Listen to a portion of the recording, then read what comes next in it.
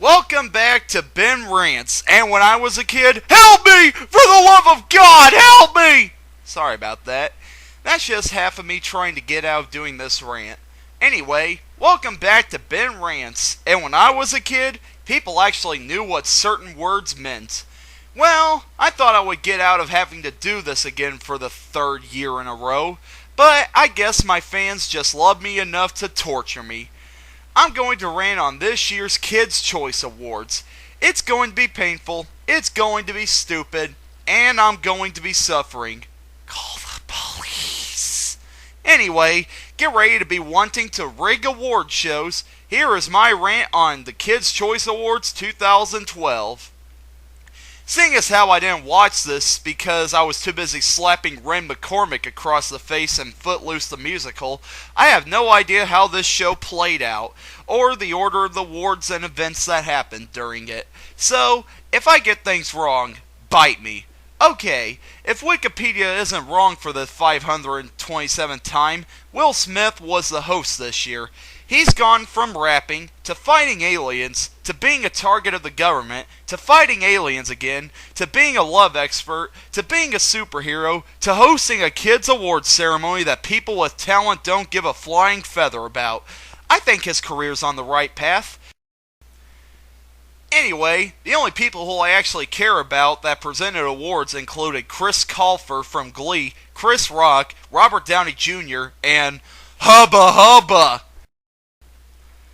The recurring theme of this year's Kids' Choice Awards was that there was a creepy voice and nobody knew who it belonged to. Ah! A creepy voice! He's destroying us with a low pitch! Ah! Creepy voices? Really?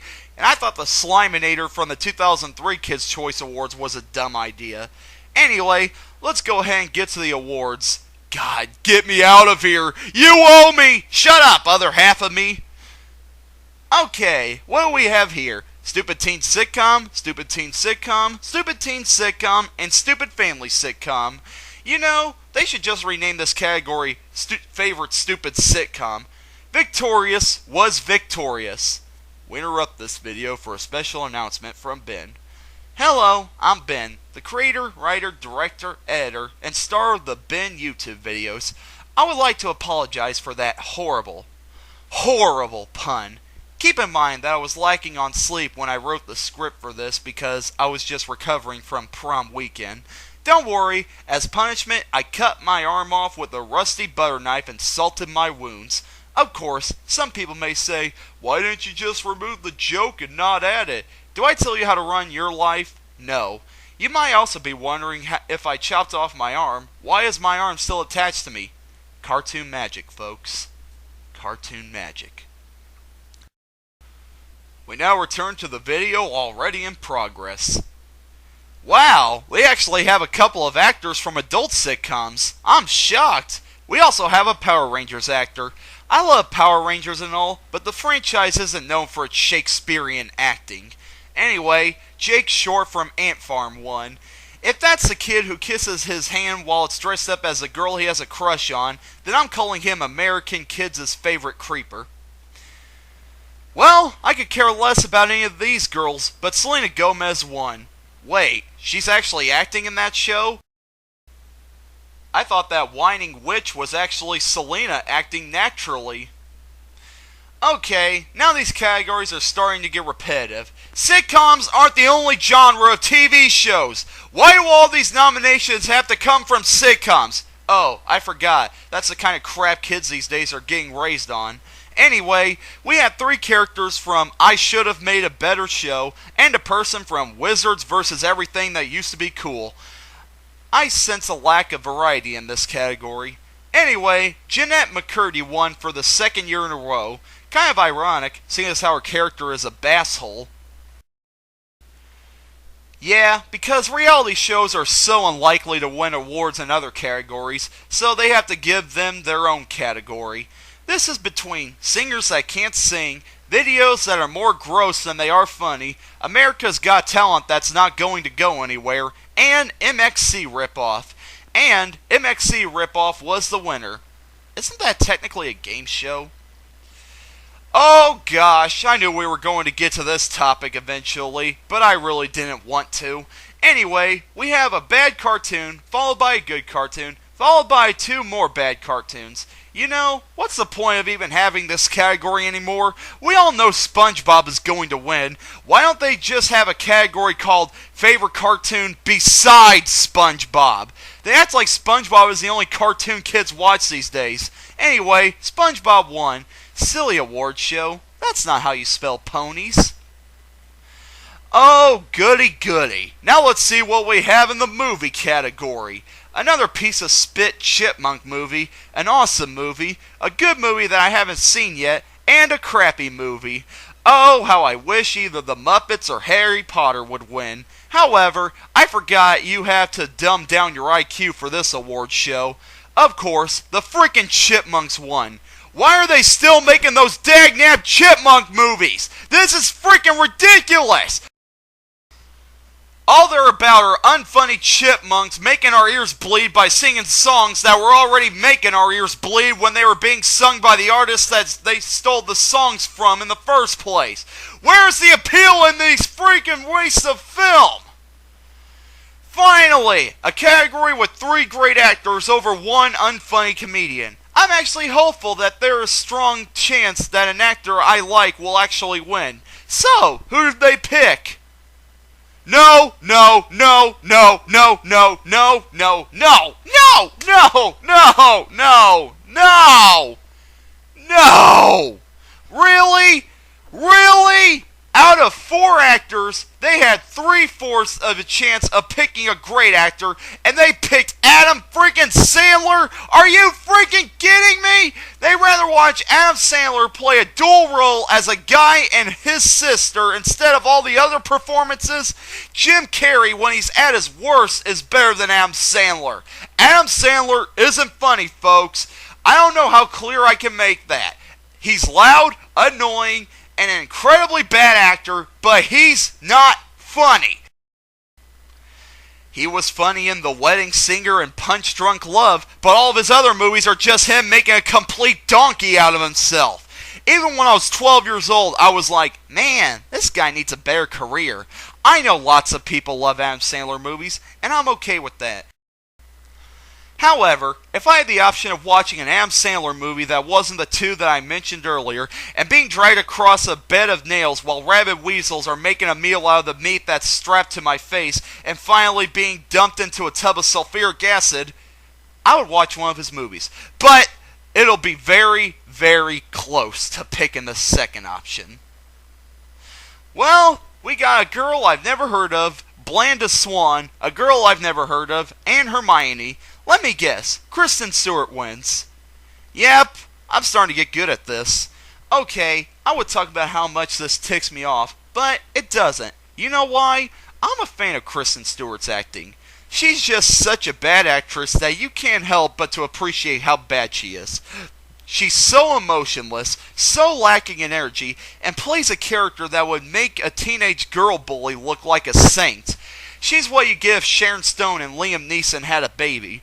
Anyway, this is the first award of this show that I'm actually satisfied with. I loved Kung Fu Panda 2, and I haven't seen the other 3. Puss in Boots 1. I haven't seen it, so I can't make a comment on it. I will ask this, though. Where the puck is Winnie the Pooh? Once again, we have 3 talented actors and 1 horrible singer who thinks she's an actress. Of course, horrible singer who thinks she's an actress wins. I'm starting to think this voting is rigged. The only people I know who like Katy Perry are little girls, and I'm pretty sure that boys would have outnumbered them to vote for the other 3. Then again, that's probably why she won, because the guys divided their votes between the other 3 actors. I would compare this to the 1860 election where Abraham Lincoln won the Republican nomination because the Democrats were dumb enough to have 2 different candidates, but then I would have to torture myself again for comparing Katy Perry to Abraham Lincoln. Let's see, we have guy who sounds like a girl, bland country singer, other guy who sounds like a girl, and rapper who surprisingly still has a career. Of course, Justin Bieber wins. That's 2 years in a row, folks. You think kids would have grown enough brain cells to hate Soprano Negative 1, whose most famous song proves how much of a pedophile he is, but I guess I'm getting my hopes up too high. Now we have Freak, 10-year-old, Smurfette, and Crybaby. It makes sense 10-year-old would win. I'm starting to get tired of seeing the same nominations every single year for these pointless awards. Next is Jonas Brothers 2.0, band that used to be good that now sucks, country group who is only known for one song, and a band who thinks they're an internet quote. So, who wins? Jonas Brothers 2.0. I would express my hatred for Big Time Plush, but I'll save that for another day. Next up is Poker Face Part 27, Untitled Angry Song, a song that will forever start off every high school dance and some random Taylor Swift song. I love how 3 of these songs are sung by singers from the favorite female singers category. Party Rock Anthem is the winner, and nobody's given a crap 4 weeks after the award was given out. Since I don't care about sports, I'll be skipping this next section. I will say that I love all the praise that Tim Tebow is getting when it's his teammates that score all the points, and Danica Patrick must be everyone's favorite loser. The Big Help Award was given to Taylor Swift. Honestly, what has she done other than teach girls how to write bland music about the same breakup over and over again? Oh, I know. She helped Kanye West look like a douchebag. Oh, come on, that's easy. Plus, Kanye didn't need her help for that. Okay, I'm really getting tired of this category. Are these the only books kids read? These are the same books that have been nominated 4 years in a row, except for The Hunger Games. The Twilight and Harry Potter series have both ended. Why are they still getting nominated? There are more books out there, you know. The Diary of a Wimpy Kid books have won again. I haven't read those books, so I can't comment on them. However, I will say the movies that are based off those books look downright terrible. Okay, 2 Mario games, a Lego game, and a dancing game.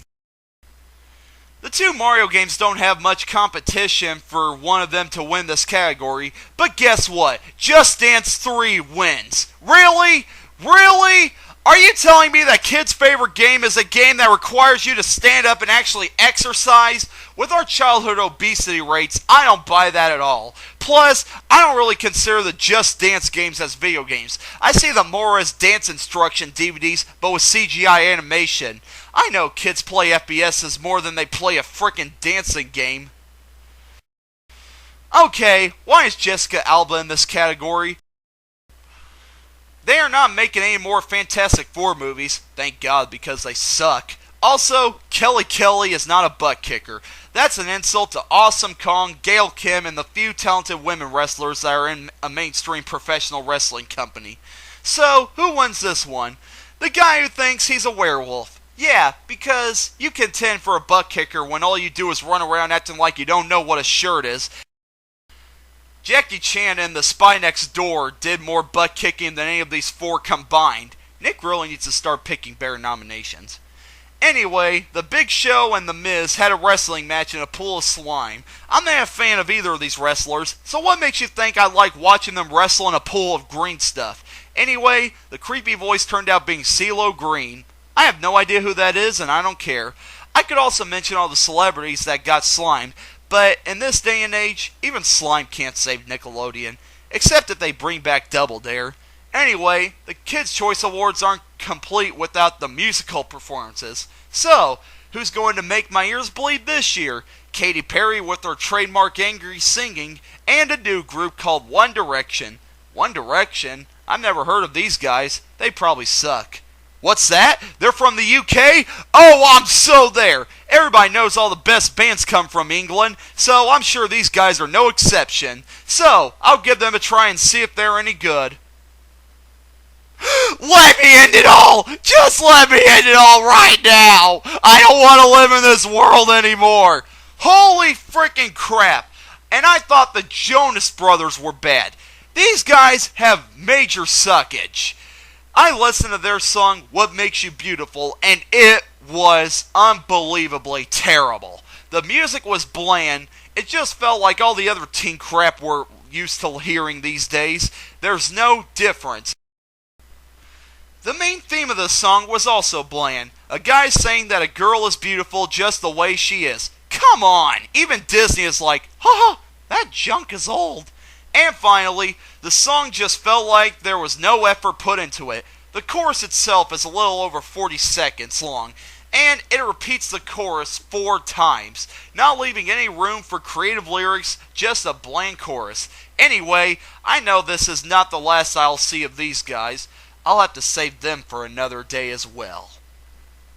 Bottom line, the Kids' Choice Awards still suck. However, why should I care? They just further prove that kids these days are being raised on crap. That's not my problem. If they seem to enjoy having their IQs lowered, then that's not my concern. Plus, these awards feel really biased because Nick's just going to rig the voting to where it favors their shows.